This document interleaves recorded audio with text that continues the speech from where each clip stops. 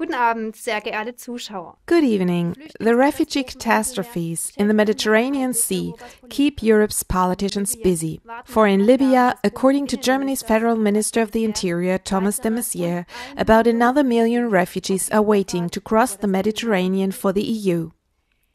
This is about a real mass migration, says CDU's Europe politician Elmar Brok to Reuters news agency. The rescue of the refugees from the Mediterranean is important, yet this alone won't help. If we only deploy a lot more ships, soon there will be 2 million people waiting in Libya. Years ago, the EU politicians were warned that a rift with the former ruler Gaddafi would destabilize Libya and endanger the EU's southern border. With the overthrow of Gaddafi, initiated by the US government, his practice of order came to an end as well, which had long provided the EU with a secure southern border. For in a treaty with the EU, Libya committed to collect refugees in reception camps and not to send them in boats to Europe, but back to their home countries. Gaddafi was a dictator.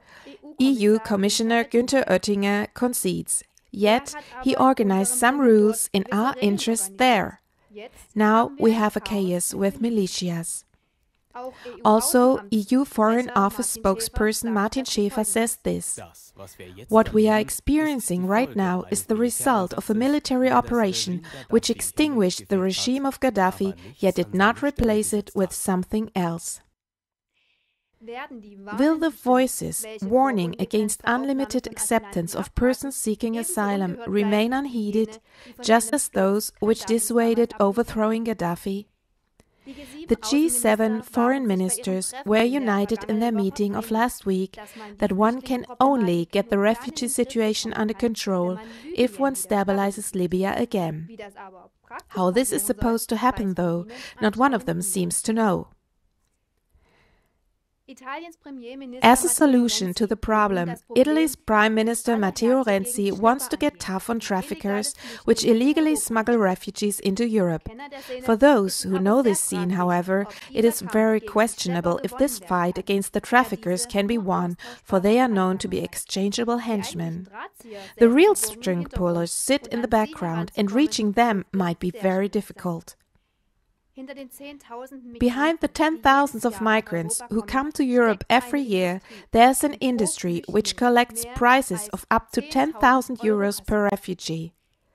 The profit of human trafficking is said to only be overtopped by the drug trade.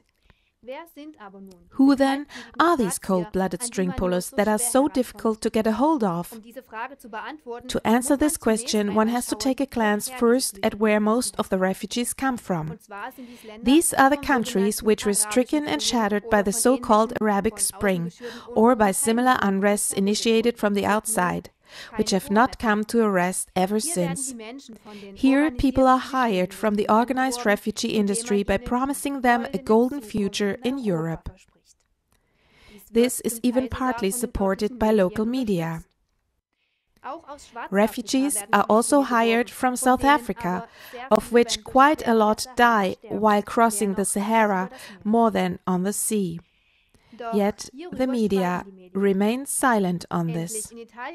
Finally, having arrived in Italy, persons seeking asylum, which the Italian authorities allegedly are overburdened with, are given new passports and cash and are purposefully sent to Germany. There, such refugees overcrowd the reception camps. Hospitals and offices are overstrained, despite all goodwill and readiness to help. The refugees finally then realize that the promised golden future in Europe does not match the facts and can't. No wonder that these betrayed and disappointed people form a highly explosive social potential of unrest. But who is it that instrumentalizes people in such a devious way that is not only the refugees but the refugee industry greedy for profit, and last but not least the natural readiness to help in the receiving countries? Refugees, interestingly, report on this question that their ships of transport sailed under the American flag. Obviously, the US government and the finance oligarchy seems to be the director of this mass migration. But what is it that causes them to illegally push refugees into Europe? Is it for highly commendable, selfless and humanitarian reasons? Surely not. For the US government absolutely, resolutely and mercilessly protects its own borders against illegal immigrants. For example, you find the border to Mexico secured with a 5-meter high fence, which is 3,169 kilometers long. 17,000 border patrols guard the fence. With airplanes, helicopters, cameras, drones and sensors which react to vibrations in the ground and much more, the US border patrols look for illegal border crossers.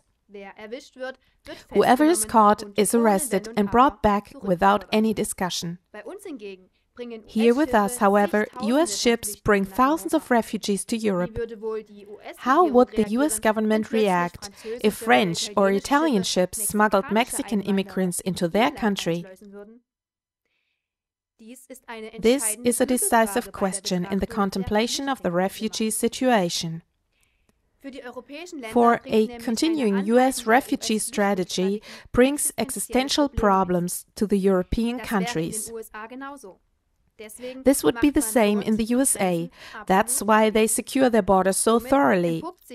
So, the whole artificially initiated refugee catastrophe now unfolds as a form of modern warfare by the US government and the finance oligarchy behind it. One could also put it this way. First, the bombs fell in Libya. Now, in Europe, the refugees fall, metaphorically speaking. A highly explosive problem. So, this is nothing other than a subtly devised economic and financial war that is being fought against Europe, especially Germany. Yet, it is also a social war, for it includes a targeted infiltration of the family, workplaces, culture, and education. The target of this war is clearly outlined. It's the same as with the so-called Arabic Spring. Europe, as a political, economic and cultural height, is to be dissolved country by country. What remains is a hugely destabilized Euro mush without national identities. A worn-down chaos which exhaustedly lets itself be taken into the new world order of the global finance oligarchy.